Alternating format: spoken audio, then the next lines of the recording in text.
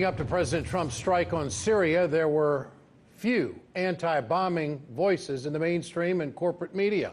According to Fairness and Accuracy in Reporting, only 2 opinion columns appeared in the Washington Post coming out against the attack. There were 0 opinion pieces in the New York Times or the Wall Street Journal opposing to the strikes. This has left many wondering, why isn't there more of a public debate before the United States takes such actions? For more on this, we're joined tonight by Georgetown University journalism professor Chris Chambers. Professor, nice to have you with us. Nice to be back. What's wrong with this picture? How did this happen? Well, Ed, you know, I don't like to use like memes that 19-year-old students use, but I have to speak in those terms. But I tell them that clarity enhances parity. And what's going on is that means that you don't have to, you can have a point of view, the whole fair and balanced thing, but you have to be fair. That's where the clarity comes in. And the clarity will fix any angle you might have or any bias you might have. That extends to opinions. That extends to your editorial page. That extends to who you invite to come in and do columns. And that's not what's going on here. There's no parity here because they're not being clear about the policy.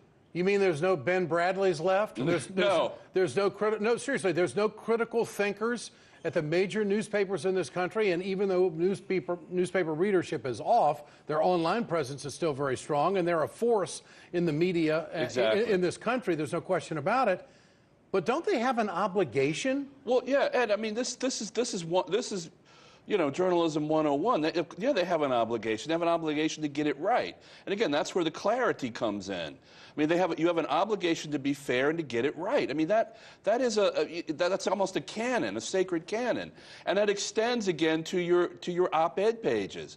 These newspapers are the kind of almost the academic level now that people come to for sourcing and that understand these issues. And if they're not being fair and if they're not getting it right, then who is? You know, because again, they're the ones who you count on to get it right, because a lot of people don't trust even the major networks anymore. So I pick up the paper on a Sunday morning and I read both of these major newspapers and I say, you mean to tell me they couldn't find one dissenting voice in America that is academically versed in the Middle East to make me think a little bit? Yeah. Has it gotten that bad? It's gotten that bad. And the irony here, Ed, is that what they're using for cover is they're throwing the kind of constitutional debate thing out there about the use of force, which has been a constitutional legal debate in this country since Vietnam and the War Powers Act. And they're saying that is their obligation right there. Well, you see, throwing the legal argument out there is one thing, but there is a huge moral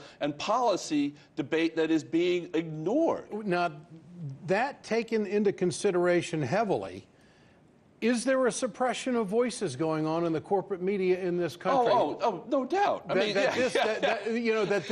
This is not a popular view. Right. It's not going to make money, so we're not going to put it on our... Ed, that is exactly what it is. Some of it is non-ideological. It's purely business model. That's going to make your students feel really, really good, huh? Well, no, not really. You're right. Well, you can imagine. But no, some of it is a business model thing. It's not ideology. Some of it is.